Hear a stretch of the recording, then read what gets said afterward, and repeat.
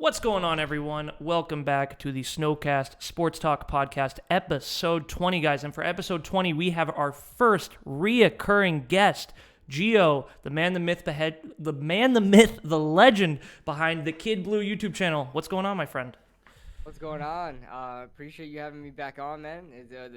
It was a great conversation the first time, and yeah, I know it's gonna be a great one the next time. So yeah. Yeah, we were talking before, and I was like, damn, I was listening through, and for once as Giants fans, we can say that we actually had a good couple weeks as Giants fans, and things actually went the way most of us hoped. Yeah, it did. It did. We got the first round was my Dude, god. Oh my god. insane. That was the besides I had it flipped, right? I had Evan Neal first. I then Kayvon. Just because, obviously the scare of Carolina taking a tackle, which they did take a tackle. They took the tackle that was my second option, so it worked out. But literally Evan Neal, Kayvon, no matter the order you had them, those two guys that we came out with was the best case scenario Ever. in the entire draft. Ever. Let's start. In the entire, as far as any the whole big board, it was before perfect. Before I crossed off Kayvon, I crossed off Evan Neal in the beginning of the draft process because there's no way those guys are gonna fall to us. There's no way. They're number 1 and 2 in January. They were literally number 1 and number 2 to the Jaguars and the Lions. But let's start, Gio. How excited were you to hear Trayvon Walker go number 1 to the Jaguars? Dude, let me tell you, there was a huge weight off my shoulders because the Giants obviously can't take him. So huge weight off my shoulders. The only thing is that as a football fan, I'm just like, oh my god, I can't believe we're overrating this guy. I cannot. All the hype, dude. All the hype was real. I'm hoping this doesn't domino effect where we're just seeing a crazy athlete just go number 1 overall all the time, just because for the sake of being a crazy athlete, man. I just hope it doesn't, if you're a number 1 overall pick, sort of, worthy person, then that's cool. But I just don't want to see these athletes or these potential guys go number 1 overall, because it really kind of takes away from that integrity of being a number 1 overall pick. You know what I mean? Yeah. So I want guys to have the production. I guess you could put potential in there, right? Ceiling potential and stuff like that, but have some production too. Trayvon was just average to me, man. Late first round guy. And what do you have? 6 sacks last year? Yeah, 6.5 sacks last year. He had one of the lowest freaking pressure rates. It's just crazy, man. Yeah, it's just crazy. And the thing is, there's a couple things. First thing is, the Detroit Lions, when they got Aiden Hutchinson, I imagined that's how you were when Trayvon was taken number 1. Did you see how excited the Lions were that Hutchinson felt? I mean, the GM was slamming the table. They couldn't believe it. Yeah, man, I'll tell you what. If I'm a Lions fan, I would have been, as soon as Trayvon Walker's name was called, I would have been crying. Because I knew Aiden Hutchinson, and on top of that, you would imagine a lot of Lions fans are probably Michigan fans, so they watched Aiden in Michigan, and now they get to watch Aiden as a Lion, and it makes perfect sense. It was a perfect pick for Detroit, and they obviously got a lot better at that edge rusher position than they would have gotten that with Trayvon Walker. I love the way we're doing this. Let's just keep going. And then the Texans completely shock me. Yeah. I figure Kayvon or Neal are going here. I have a reaction video up, and my shock when I heard David Stingley, my mouth was wide open.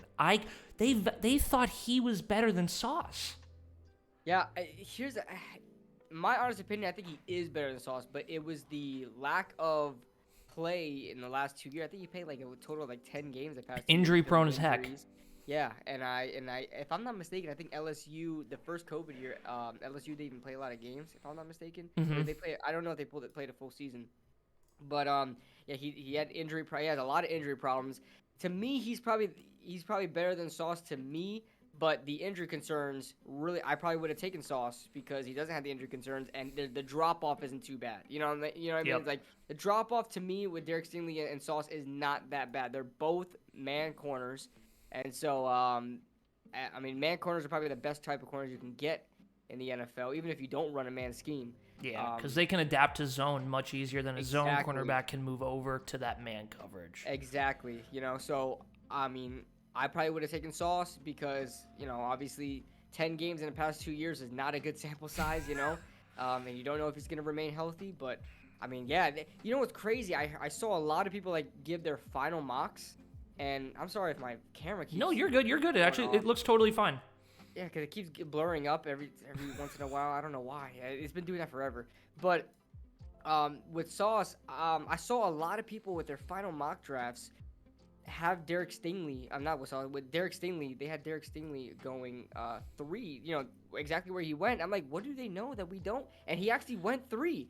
Crazy. I don't know how. I don't know if the Texans were kind of leaking that out there or whatever the case was. But some people guessed it. Some people guessed it right before the draft. And they were mocking Derek Stingley going 3. And I'm like, I don't see it, but I guess that's what they have them going. And he went 3. Not my cup of tea. But let me tell you right now, though, if he remains healthy, if that LSU injury stuff is gone, and which probably not really the case, but if you're looking at, glass half full type of guy, if he remains healthy, that was probably a damn good pick, and they got a damn good corner out of it. Absolutely. But, and it's it was a 1A, 1B sort of thing. Right. I guarantee if someone said Sauce was better than Derek Stingley, I'm not gonna. It's too close. Good. Yeah, it's a good debate. It's debatable. It's not something that's Derek Stingley is better or Sauce is better. It's all about what your taste, really. Yeah, exactly, and what fits your scheme. And so then we get to number 4, and actually on our previous podcast, I kind of tried to convince you that the Jets would take Sauce number 4 because of this wide receiver group that they have to face with the Dolphins, with Tyreek Hill and Jalen Waddle, and then the Bills obviously with Stephon Diggs and with I forget their other 2 guys they have, but McKenzie and then one other guy. I think did they bring somebody else in as well? Gabriel Davis. Davis. Yeah. He really came on towards the end of the year too. So the Jets, they took Sauce over Kayvon. Oh, I was so happy. I like Sauce, but I was so happy that Kayvon was available. Gio, I feel you there. I feel like that's really where the Giants fans are split. A lot of Giants fans wanted Sauce over Kayvon. And my thing is, this is how I try to convince people of it. When you look at the market, edge rushers are making a lot more than top tier cornerbacks right now. You pay your cornerbacks, draft your edges. That is the financial way to do it in a league where quarterbacks are making more money. I completely agree. And not only that, it's, of course, look, they always said this, Paul Dottino a couple of years ago, Giants.com guy, he said there are 4 major positions to start your franchise. That's quarterback, it's left tackle or blindside tackle or just good tackle, and cornerback and edge rusher. Yep. So those 4 positions. But to me, and I agree with that. But in the hierarchy of things, I definitely have edge rusher over cornerback. Same. Because they just impact the game more. Edge rushers. You look in the playoffs, how much, especially as Giants fans, we know this, how much has pass rush contributed to winning games, especially in the big time moments like in the playoffs. Both Super Bowls. Our defensive line, nobody can stop that defensive line, and it was constantly getting to the quarterback, constantly over and over and over again. It didn't even matter what corners you had back there. The quarterback had no time to throw the ball. Exactly. Look at Randy Moss against whoever the corner was in that Super Bowl, but because Michael Strahan and those boys were getting to him. Yeah, it's and so when the Jets took Sauce, exactly with you, I sat back and I'm like, oh my God, we have Kayvon, Evan Neal, and Eke Ekwonu at our choice at 5. Those, in my opinion, were the 3 best players in the draft. Yes, and I was so happy. I was happy, and this is what the Giants' approach was to it. They have 2 players on the top of their board that are the same position. So might as well take the player that's, the one player, Kayvon. There's, the next best edge at that point was what? Probably Jermaine Johnson or, Karlaftis or whatever. They're obviously, farther down the list. So take Kayvon here, and whoever Carolina's going to take, because they're going tackle, if not quarterback, but more likely tackle, you just take the next best tackle. And Carolina just freaking helped us out. I mean, I know you had a lot of Icky fans out there. A lot of people like Ekwonu. Yep. I like Ekwonu. I like Neal better.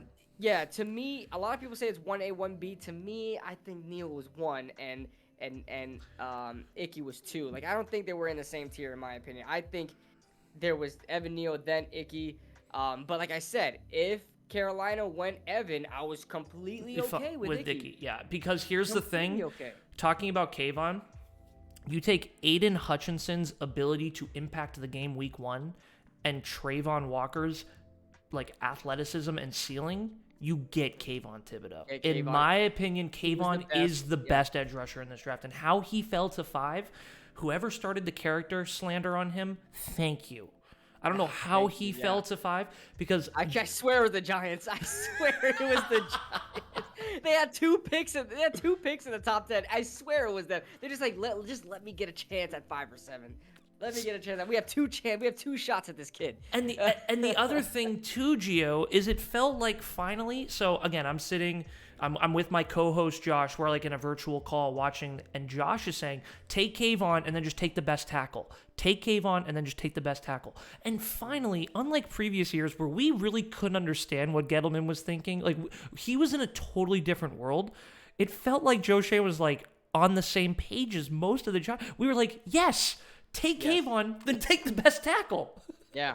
And it perfectly, it was so perfect. Like when we took Kayvon, I'm like, okay, we need to get one of these tackles. And dear God, I hope it's Evan. I'm like, but it can't be. It can't be. It can't be that good. I mean, here's the thing. I don't know what Carolina was smoking, man. It's like, I get it. Icky had a lot of potential, but you don't miss on a Bama boy. No. An offensive lineman from Bama.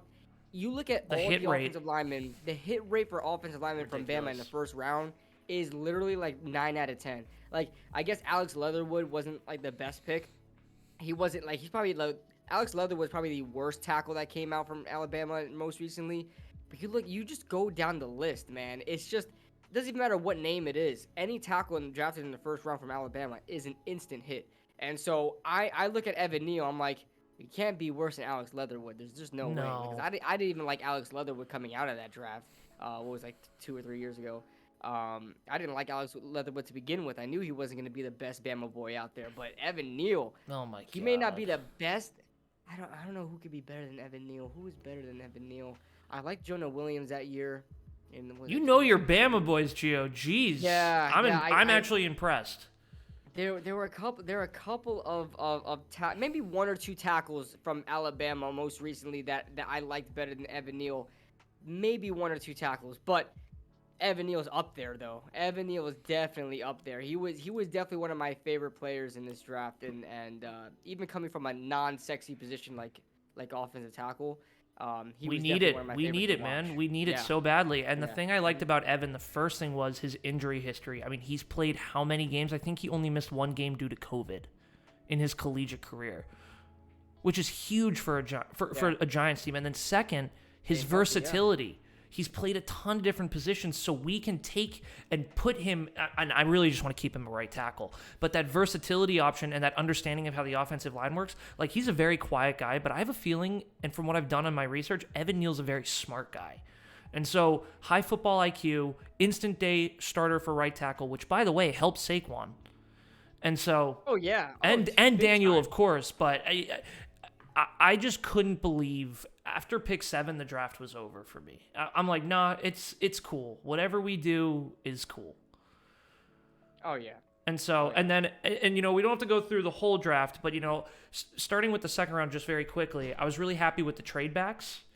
The picks as they were coming in, I wasn't super jazzed about. And tell me if you had a similar experience where the picks were coming, and you kind of saw this with the Giants Twitter and with the community. We all kind of weren't jazzed, but I feel like a couple weeks later now, everyone's kind of watching the film, kind of learning a little bit about this guy. We're like, wait, no, he actually might be really good. Wait, no, he might actually be really good. And then the final point is where Dave Gettleman the past couple years clearly took best player available. I mean, Will Hernandez, Azeez Ojulari, who, by the way, I do think will work out. Lorenzo Carter. It seemed like Dable and Shane, after the first 2 picks, were picking for scheme. And this is why I'd love to get into this conversation, because me and Kush talked about this, and Kush made a great point. I need to have him on, by the way. Yeah, he's a great guy, man. I know. I need to have him on. Shout out to Kush. Kush told me, and this made this like freaking instant freaking light bulb in my head. not that this class is destined to be great, but he said, Joe, think about this. Okay, Dave Gettleman. The reason why Dave Gettleman, we always thought like right after the draft that he had an A+ type draft is because he picked all the names that we knew, right? He's picked all best player available. Yep.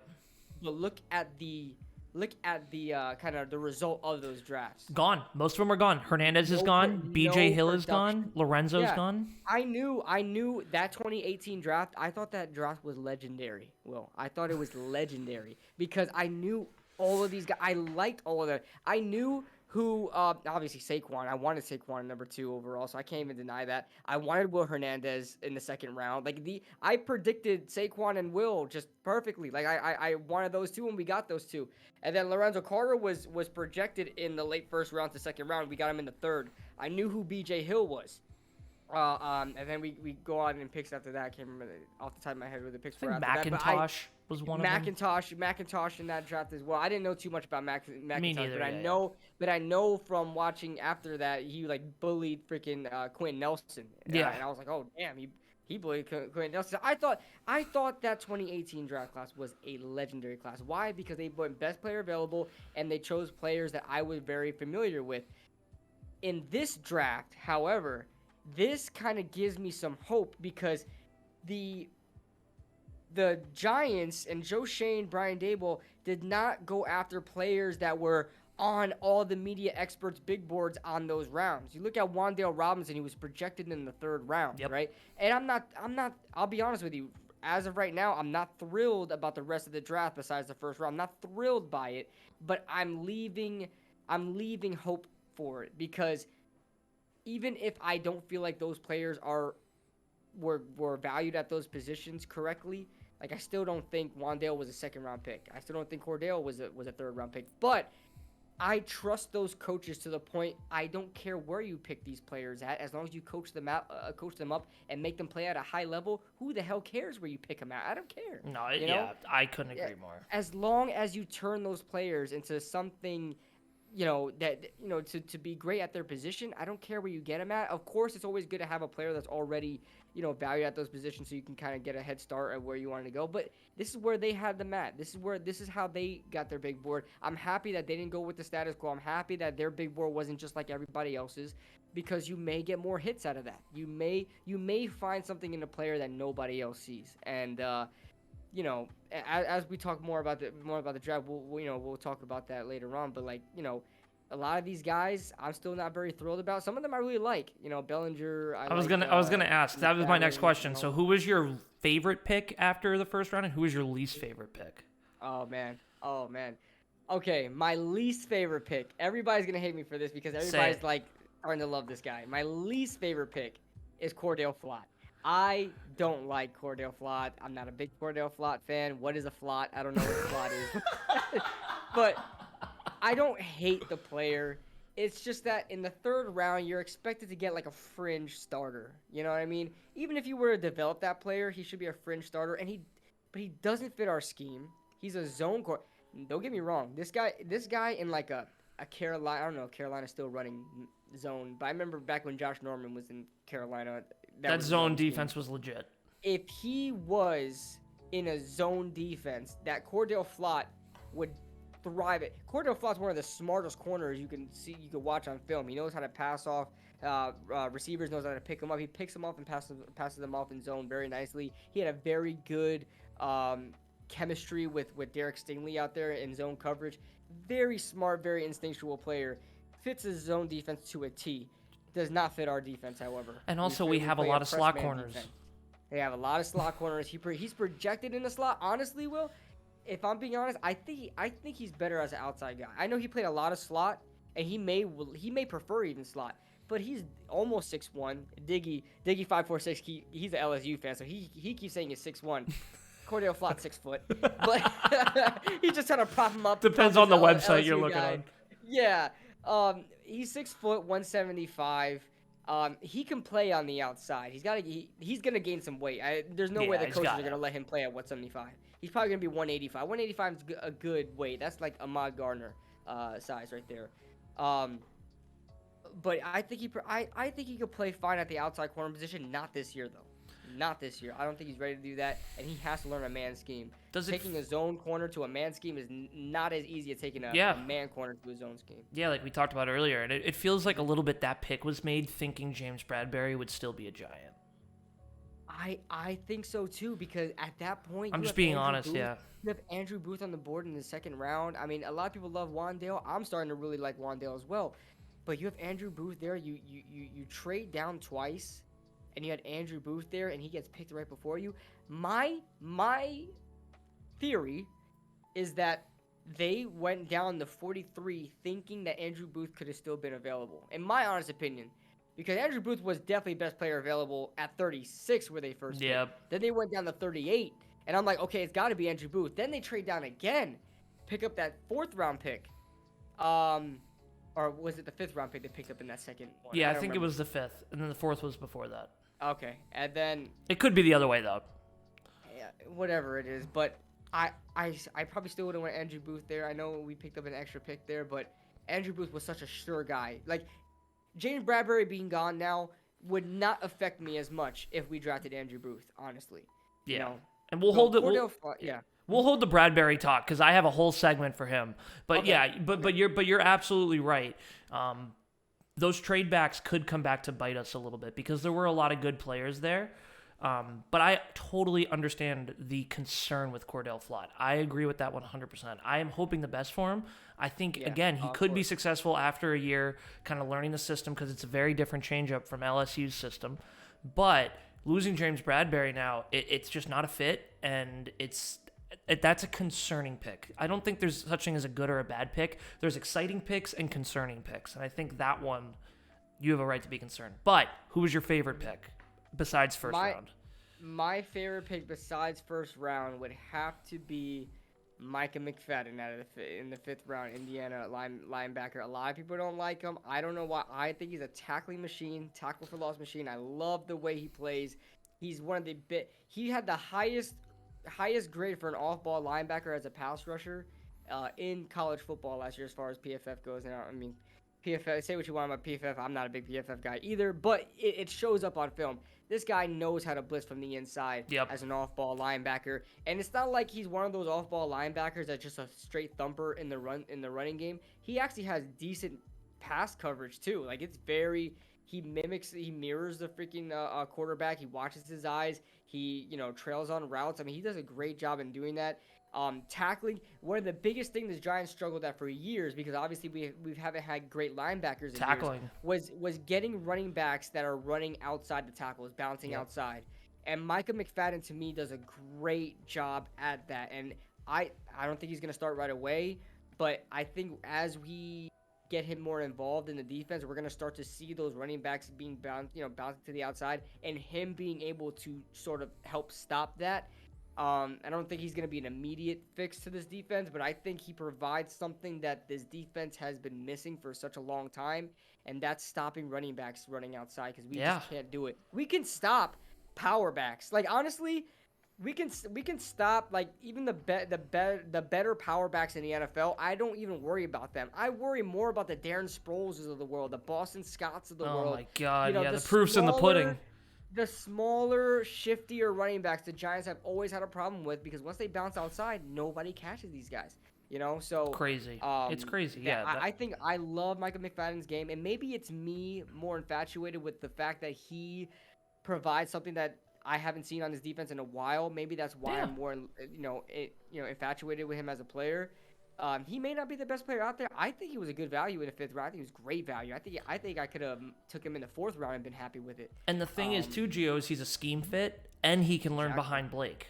Because him and Blake are very similar, and that's huge. He reminds me a lot of Blake, and people called me, you're like, what are you talking about? He reminds me a lot of Blake, tackling machine. Yep. And a lot of people like to equate tackling machines with stat padders, right? Oh, he's just padding the stats, those 100 tackles mean nothing. The thing is with Blake Martinez, that a lot of people thought that nobody liked Blake Martinez before he went to the Giants, because they were like, okay, he tackles a lot, but he doesn't do anything after that. Why I like players that pad the stats, especially from the linebacker position, is that they always involve themselves in the play.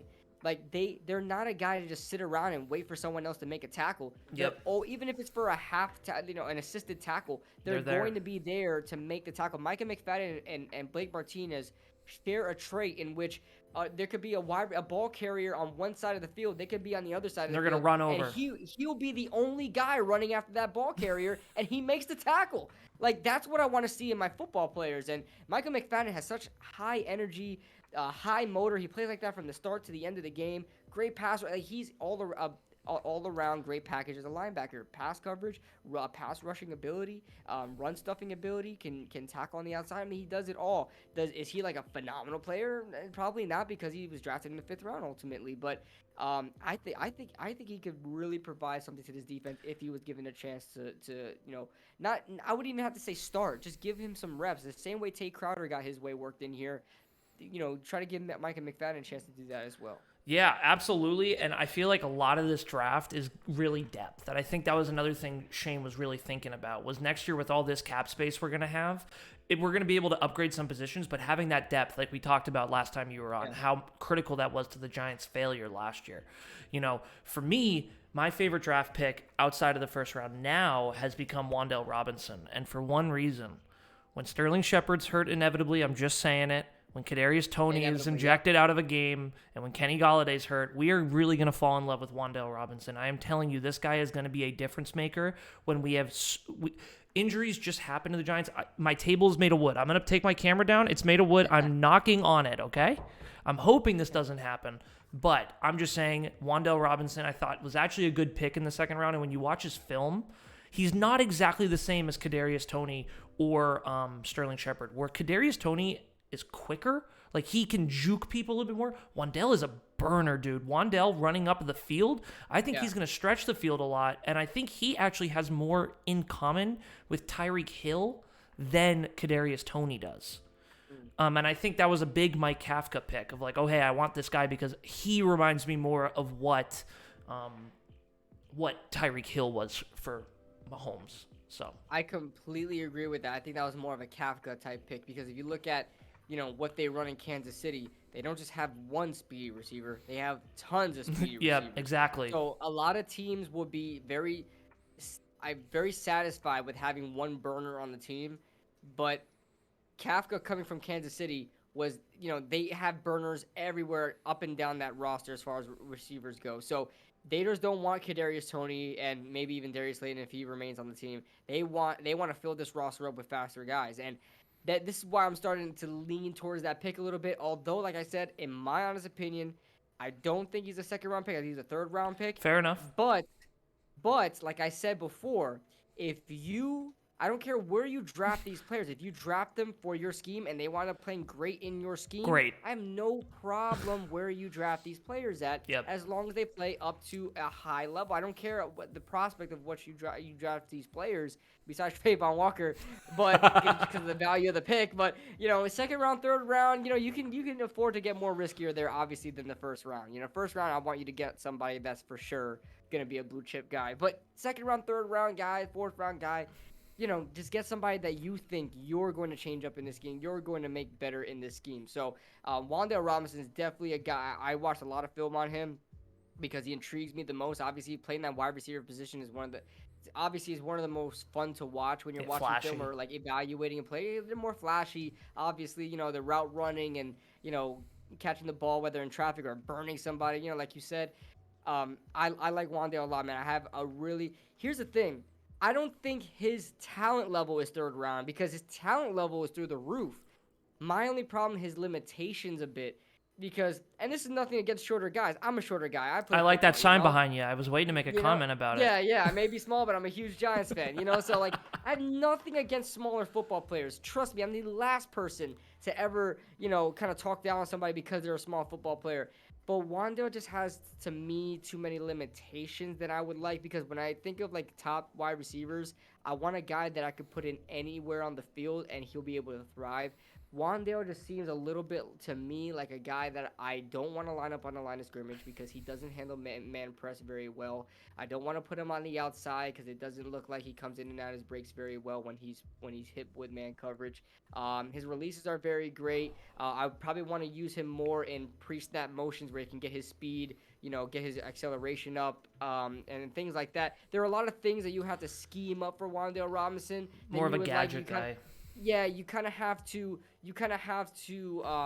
put him in certain places to thrive. Now he may thrive very well, but you may be limiting the rest of your offense for Wandale Robinson, which is to me just a little bit of maybe I'll take him in the third round. But if the Giants are going to be very central on using Wandale Robinson in their scheme, and Mike Kafka is like, listen, he's not going to limit our offense at all. What his skill set is exactly what we're going to do on this team. Then I'm all for it. Yep. I'm all for it. Take him in the second round. If he's exactly what your scheme needs, I will not be the one to say don't draft him. If he's exactly what your scheme needs, if you have a certain position for him in your scheme where he's able to be on the field the majority of the time but play that one position, I'm all for it. All for it. Yeah, you couldn't have said it better. I'm excited. I hope it works out. And then, my least favorite pick was Flott as well. But, overall, the Giants draft I was happy with. And I felt like for a couple weeks, the Giants, things were really going good for the Giants. I just felt like, the thing is, people have to remember about the Giants community is we've just been beaten up so hard. And, you get Browns and Lions fans that I talk to, and they're like, you can't complain. You've won 2 Super Bowls in the past 20 years. You jackass. Like, don't complain. But the past couple, the lowest point... We have the worst win rate of all 32 teams in the NFL in the past 5 years. Exactly. It's been really bad really quick. And so, when you get a good draft and the community's excited about it, we're going to get really excited about it. We're going to overhype Kayvon. We're going to overhype Neal. We're definitely going to do that. But then the inevitable decision came. Joe Shane cut James Bradberry. And to start off, I was okay with this because what Joe Shane said very clearly was in no way am I kicking money down the road and affecting the 2023 roster in any way. Right. And it's like, okay. So Joe Shane comes out and goes, oh, yeah, we're going to rebuild, but win too. No, you're rebuilding, and you're just going to tell your guys, hey, play your butts off or you're not making the roster in the best way possible. But then the Philadelphia Eagles, who's the linebacker they took in the draft that every time the Giants had a pick, we were like, all right, take him. Kobe Dean. Every time. I was listening to, shout out to Entertainer and Bad Dog. Every time a draft pick came up, they were like, all right, here comes Dean. And then we wouldn't take him. Then the Eagles took him. And then the Eagles pick up James Bradberry. So let's start from the Eagles standpoint. They're already a good team. I hate the Eagles. I hate them. We've talked about that. I have more and more of a distaste for them every day. You got to respect the roster that Roseman has built. It is... James Bradberry is not the number 1 cornerback. He's the number 2 behind Slay. That's crazy. It was a very good pickup, but goddamn the Eagles. It would be the freaking Eagles. It would be. The rivalry is so hot. Yeah, and James Bradberry trying to stick it to the Giants. He wants a chance to play them, because obviously James Bradberry is mad, and I understand his frustration. I really do. I can't blame either side, and I can't really shift blame to, I can't blame either side at all. Because James Bradberry is mad about the timing of his release because obviously a lot of teams have already spent the bulk of their money already on free agency and they draft their players, so now they have to sign their draft picks. So signing a corner that demands a lot of money is probably not the more ideal thing to do after the draft. But apparently he had 13 offers. Okay, 11. He was interested in 11 teams. He chopped it down to 11 teams. Then he chopped it down to 3 teams, and then he eventually chose the Eagles. So it's not like he should be mad at his timing at all because he pretty much broke even. He's still making $21 million this year because of us and the Eagles combined. So he shouldn't be mad at it. I know he's mad about the timing of his release because of that, just in case he didn't make a lot of money. I would have felt really bad if he came up with like a $5-6 million contract. Me and I was too. Like, oh. He would have been pissed. He's making 7.5, but with incentives he's making 10. But I think he's gonna reach those incentives. I don't know what those incentives are. I don't know if they're interceptions based, tackles based, whatever, pass to the flanks or whatever. But he's a great player. He's gonna reach those.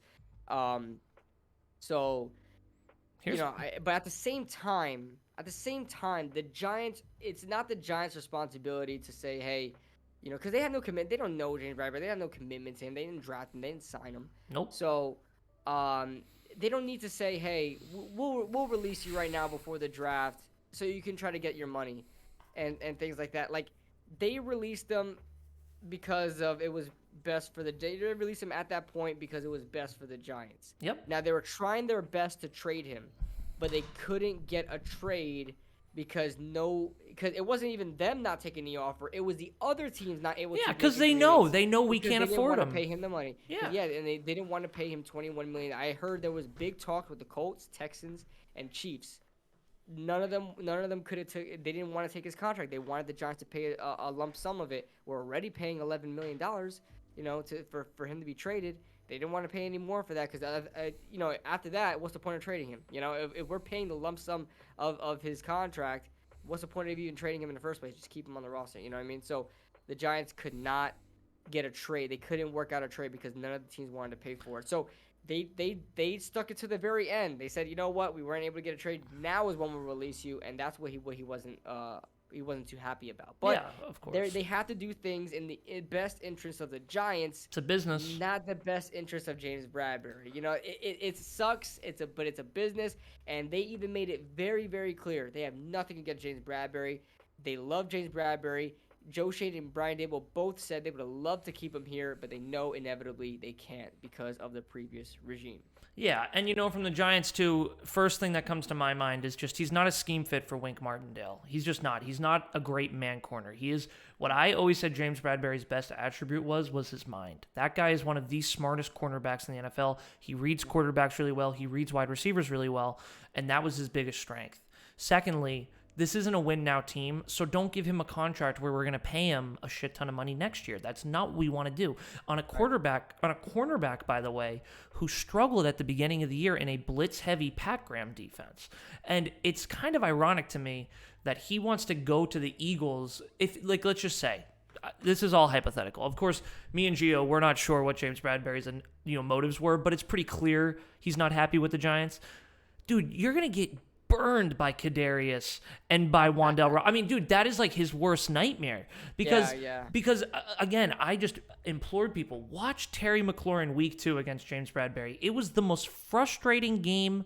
I mean, was it the running back against Bradbury, Gibson, who caught that pass at the end of the game and took it down to like the 5-yard line or something? Something like that. Yeah, I can't remember. So, but the point I'm making is, I mean, James, like, come on, like, don't do this to yourself. But don't do this to yourself. He wants to smoke, man. He wants to smoke. Yeah, he does.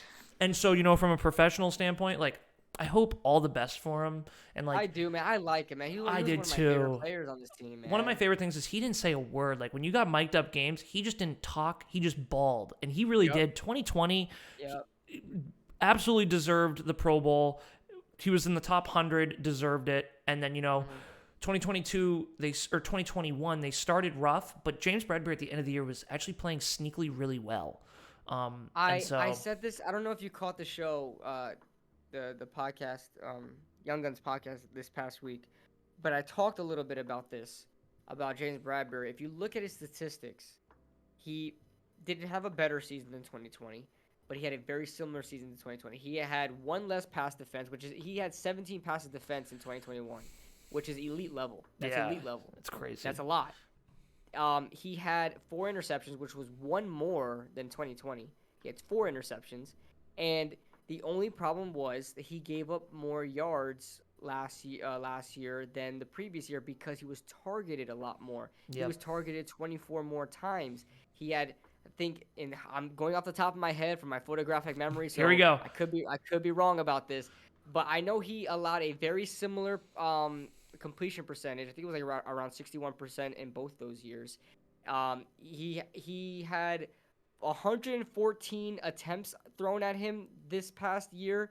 I think it was like 71 completed on him. So out of 114 attempts, 71 were completed. I know there were 56 completed the 2 years ago in his 2020 season. So you think about that. He allowed 848 yards last year compared to like 587 in like 2020. So you can see the differentiation there. And I think it was just because he was targeted more times. Yeah. And a result of that could be because he was allowing receivers to get open more often than not, right? That's the only reason why a lot of quarterbacks throw your way is because they feel like their receiver is open. So maybe he was just, he wasn't as good as 2021, but, he was thrown at a lot more. So obviously you're going to get more yards. You're going to get, yards allowed. You're going to get a lot more completions. But if you look at the completion percentage, I think it was right around 61% in both years. Yep. But yeah, he had a lot of lowlights, right? You mentioned the Terry McLaurin. You mentioned Antonio Gibson. There was one play against Devontae Smith that just completely smoked him.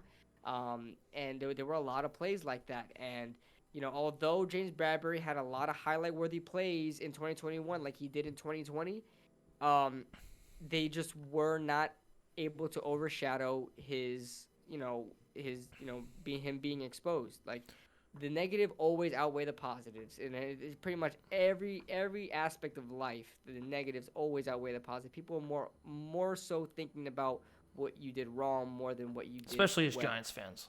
Especially we remember all the pain. We hold on to it.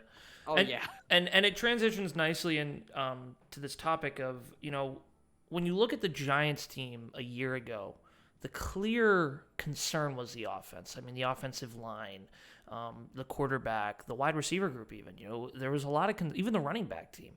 But when you look at the team now, the biggest concern I have, we talked about this on the last episode actually, is this defensive, the back end of the defense. Yes. I can't tell you how concerned I am about it. And I just want one more quick point, and then I'll let you go on this, Gio, is when you listen to Dable and Kafka and Shane talk about the offense, some of these recent interviews, like Dable and Kafka are making a very clear point that this is the Giants offense. We are building around our players' strengths. But when you hear Wink and the defensive players talk, they are clearly saying, no, this is a blitz-heavy defense. We're going to bring pressure.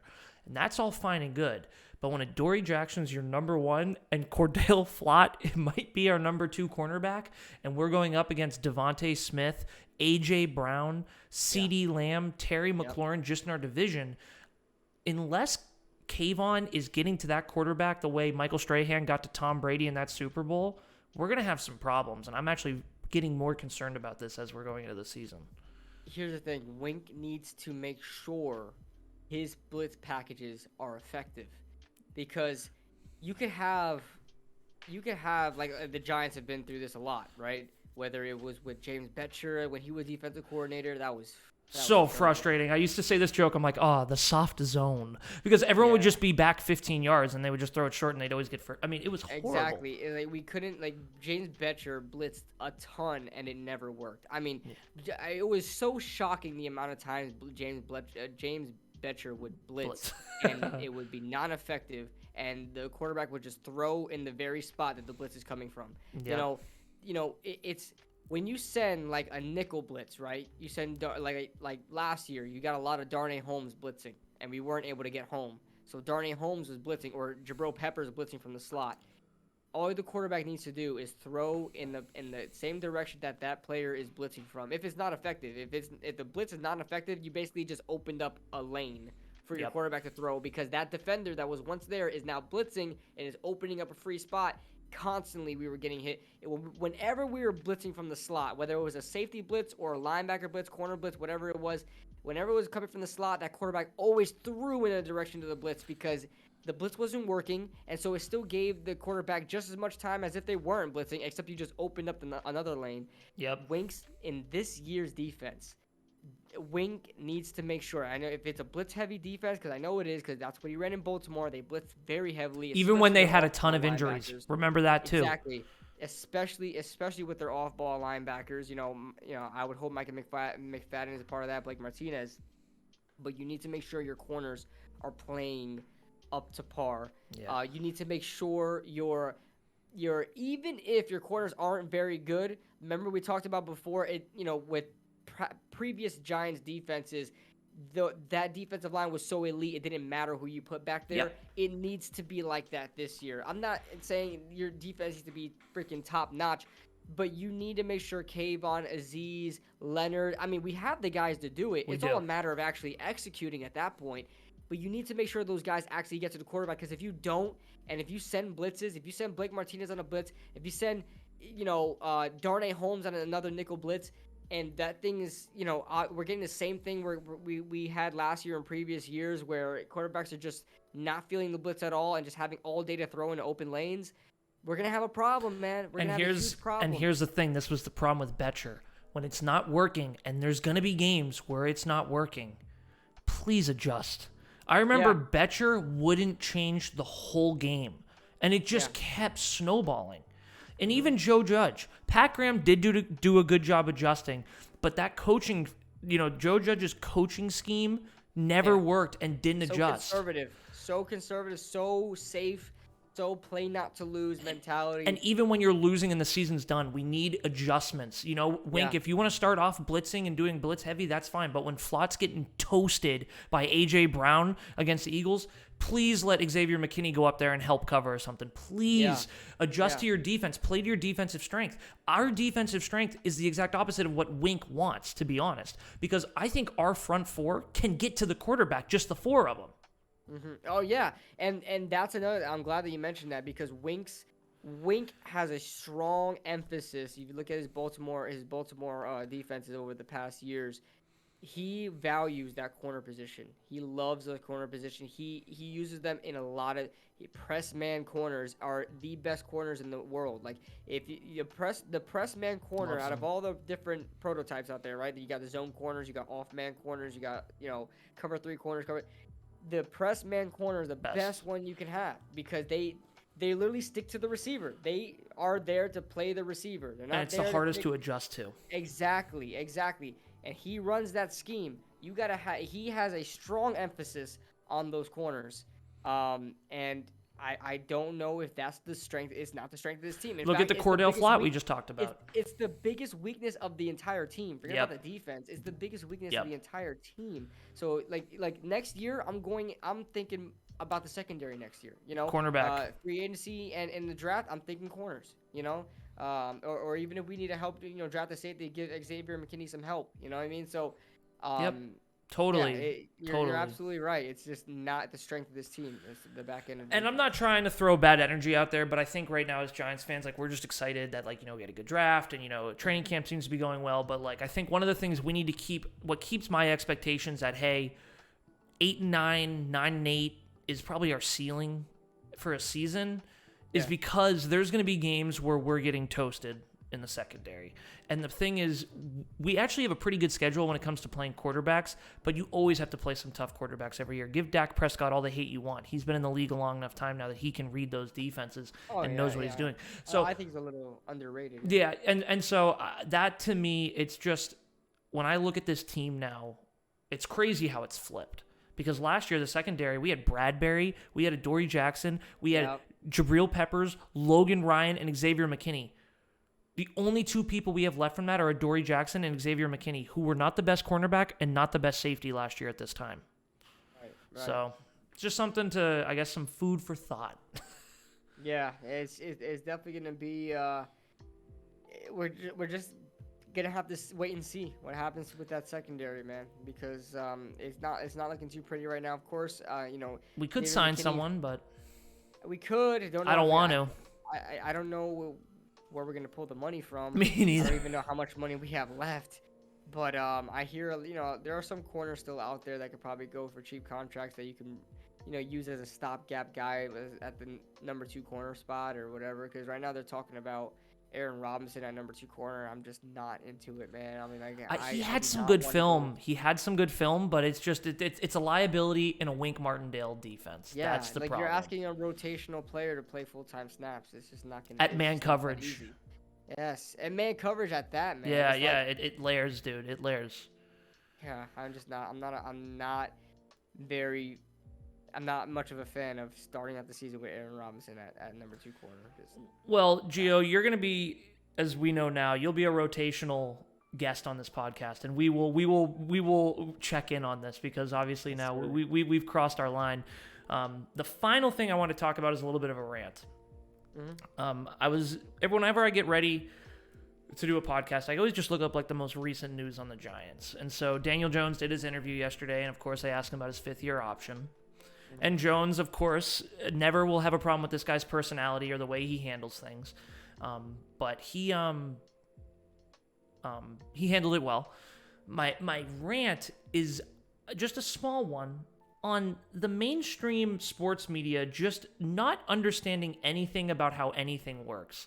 And the first one was on Good Morning Football, where I think it's the new girl who's filling in for the old one who left. And she said, Jones just doesn't have like the personality for New York. And I was like in my apartment screaming, do you know Eli Manning? Here's the thing. You know how they get this so wrong?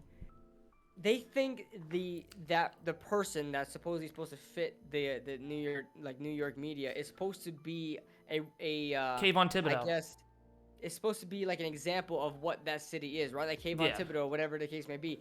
I say the opposite. I say the best person that will fit in a New York media like that, like a rampant freaking media, crazy media, is the cool, calm, and collected. You know, look at Eli. The guy that can take the heat, Eli. And if you look at any quarterback ever, right, like any quarterback from 2004 on to present day, who is the quarterback that most replicates Eli? Is freaking Daniel Jones. And not his play. I'm talking about his look, facial expression, personality. I always had this joke. So Eli Manning, if you guys watched the Manning family's 30 for 30, I don't even know what it's called. But you guys can see Eli Manning was a troubled kid, dude. He was a guy that go out to parties, get drunk. He was the troublemaker. It doesn't look like the Eli he was now, right? But Daniel Jones was born when Eli Manning was 16 years old. I'm like, Daniel Jones has to be Eli Manning's kid. Like, Eli had a one-night stand with some girl, and 16, you know what I'm saying? Like, I do. It makes too much sense to me. 16 years old, he was a party animal. Daniel Jones, he reminds me so much of Eli Manning. It's ridiculous. It does. Jones, as far as his interviews and everything, the way he talks, his mannerisms. Yeah, the getting lost in the freaking, like, he doesn't understand the questions that are given him. He stutters everything. Like, I swear that's his kid. But honestly, his play being aside, right? His personality fits. Yeah. It fits New York, man. He does not let the pressure get to him. You think about it now. He's so nonchalant in the pocket. He lets nothing faze him. You think he's gonna let freaking newspaper? Nobody reads the news anymore. You know? Yeah. you think he's gonna let the freaking newspapers, sort of, affect him, affect his play, or affect him as a person, whatever. He doesn't even pay attention to pressure in the pocket. Okay, yeah. He's not gonna pay attention to a couple of beat writers. Yeah, okay, he can't feel the rush coming from his blind side. How's he gonna feel the beat writer writing that about him? Yeah, you're absolutely right. Exactly. And he's the most nonchalant guy out there. That was like the first part of my rant. The second and the real part was Mike Florio, who, by the way, I really like Mike Florio, but he was pissing me the hell off on Pro Football Focus. I mean, so today he was going off and he's like, why would Dable and Shane and John Mara go out and say, they love Daniel Jones, but then not sign him to his 5th-year option? And so just as a little background, I went to school for finance, and one of the things you learn in finance is it's called hedging. And what it basically means is you're just going to take the safer bet. So I'm going to explain this for Mike very simply, okay? If you sign Daniel Jones and he sucks, you owe him $22 million. But if you don't sign him and he plays well, you probably owe him anywhere from $30 to $40 million. And let's say 35 to cut in the middle, that's only $11 million more. And if he sucks and you don't have to pay him, you get to save $22 million. So financially, $11 million is less than $22 million, Mike Florio. And don't trust everything Joe Shane and Brian Dable say. Dave Gettleman was our GM before. If you're really going to run them through the coals on not telling the truth about what they're actually doing, I'm going to go back and check. You said the same crap about Dave Gettleman. I was just so infuriated. And the guy he had on, by the way, was with me. He was like, Mike, what are you talking about? Words are words. I gotta see it then. Yeah. I'll have to send it to you after this. It was so good. The guy was like, why would you give a guy who has done nothing for you $22 million guaranteed? You say good things about him to keep his spirits up so he has faith in what's going on. Gio, I was sitting, eating dinner, having a beer, and I was pissed. It amazes me how some of these sports analysts just don't get it. They don't get it. Like, even if you don't even need to be involved in the team. Like, you don't even need to be involved in Giants news to understand what's going on here. The Giants, Joe Shane and Brian Daboll have no commitment to Daniel Jones at all. For crying out loud, Daniel Jones was drafted 3 head coaches ago. Okay, so it's not even Joe. It wasn't even Joe Judge's guy. It was back Pat further. Shurmur's Yeah. guy. And then it went to Joe Judge. Now it's at Brian Daboll. They have no commitment to this guy at all. They are years removed from having any sort of sentimental value or some type of loyalty to each other. Listen, they didn't take the 5th-year option, which is completely okay with me. I'm a Daniel Jones guy, but I completely understand why. Me you too. do not want to pay this guy if he has the same year, like relatively similar to what he had last year. I don't want to owe him $22 million at the end of this year, Gio. You don't want to pay this guy $22 million. But what a lot of people are saying is like, oh, say if he balls out, now you have to pay him new. That's the best problem to have in the world. Exactly. Then you have your franchise quarterback, and you get to. We have a lot of money next year. Okay, like money's not that much of an issue next year. We have to pay this guy. We're gonna have to pay this guy. So, it is what it is. Like you said, it's taking the safer bet, the safer option. They have no loyalty. They have no commitment to this guy. They don't even know. They barely have a grasp about what this team is right now. They're still building it. They just got into the freaking offices a couple of months ago. And you want us to guarantee him their stuff in. Yeah, and you want us to guarantee him $22 million because we say we like him. You can like a guy and not owe him another $22 million next year. Like, are you kidding me? They somebody said this on Twitter. I think it was Authentic. He said the Chicago Bears declined Mitch Trubisky's 5th-year option. Even after he took him to the playoffs that year after. Even after he took him to the playoffs. But then look at the Browns and the Panthers and look at the situation there. And why would you give a quarterback a 5th-round option when in just the past 4 years, the Panthers and the Browns are paying for it and the Bears couldn't be happier? Yeah. Yeah. And the Panthers paid the 5th-year option on Sam Darnold. That's why they still have him. Wow. And they're out here trying to bring in Baker Mayfield. And they drafted Sam Howell. The thing is, I mean, of course they had to pick up his 5th-year option before the season started, and they started 3-0. Because there was the easiest schedule. Who they play, like the Texans, the Jets, and something else. They had an easy schedule, and Sam Darnold didn't even look fantastic. No, he just led them to a 3-0 start, and you know how they always equate wins and losses as a quarterback stat. So, 3-0, you're probably thinking Sam Darnold, oh man, this is a good deal we made with the 5th-year option. Look what happened then. They had to bring in Cam Newton from the freaking cemetery and bring him back in here from the freaking graveyard and summon him back over here. Hey, our once MVP from 2015, do you want to come back here? By the way, we cut you a couple years ago. Yeah, and then we cut him again. Then they benched him. They signed the guy, and then they benched him for the guy that they signed him for. They benched him for the guy that they benched to sign. Oh my God. It's crazy, and the only reason you can call out Joe Shane for not signing Jones is because Joe Shane has talked good about him. Just because you have faith in a guy doesn't mean you need to sign him when you have no idea how he works with this coach, these players, in this offensive system. Yeah, we don't know. Why would you dedicate it? I'm sure what they said to him was they sat Jones down with his agent and said, hey, we want everything to work out. We're going to draft Evan Neal. We're going to draft you another dynamic weapon. Yes. And we're going to give you everything possible. We're going to give you the Bills OC and the Chiefs quarterback coach. And we're going to let you prove it. And if it works, we will pay you. They showed they cared about Daniel Jones' success in another way than what you said Mike Florio said. Because they didn't need to take his 5th-year option in order to like the guy or believe in the guy. They were just like we talked about earlier with James Bradberry, right? They liked James Bradberry. They had to do, and the timing of the release, whatever, they had to do what was best interest of the New York Giants. Yes. That's what they are doing with Daniel Jones. They're doing it in the best interest of the New York Giants. Not for Daniel Jones, for the New York Giants. And they showed that they care about Daniel Jones. They showed they want to see him succeed by, like you said, getting a tackle, getting more weapons in there, completely revamping that offensive line. Well, I mean, completely. I mean, you have 4 out of the 5 starters, different starters. I mean, Shane Lemieux probably is going to remain there day one, but I think his job will be taken soon. So 3, potentially 4 out of the 5 positions are going to be totally new players at that position and for the offensive line. Yep. So they are revamping the offensive line. They're giving more weapons, and with Wandale and keeping Kenny and And they even did everything they can. Sterling Shepard even took a pay cut to remain on the team. Yeah, they were willing to work with them. They're trying to keep their weapons as much as they can. They, despite Kadarius Toney's controversy, they're keeping him as well. Like, they drafted Daniel Bellinger, a blocking tight end. Oh, I'm so excited about him. To help out with the pass protection, and he should be a good safety blanket option. They're doing everything they can to help Daniel Jones succeed. They're showing that they like Daniel Jones. So if Mike Florio doesn't see that, I'll send you the video. I promise you. I'm not exaggerating. I just had to rant about it. That is crazy that he watched the Giants and had watched the Giants have their offseason and didn't come out with the fact that they support Daniel Jones.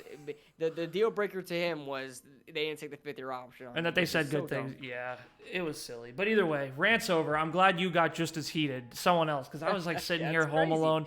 I'm like, what the hell am I listening to? And I like Mike Florio. I like Pro Football Focus. I like Sims. I like the guests they have on. So, yeah. Rooting for him, but yeah, we'll see. But on that note, we are at time here. So, Gio, I want to thank you for being the first reoccurring guest on the Snowcast. I'm not joking. We're going to have you back again. So, it was a good time, and I appreciate you stopping by. Guys, if you enjoyed, all of Gio's links will be down below for his YouTube and his Twitter. And then if you enjoyed, be sure to hit that like button and subscribe. And yeah, Gio, thanks for joining us, my friend. Thank you. I had a fantastic time, man. All right, everyone. Peace.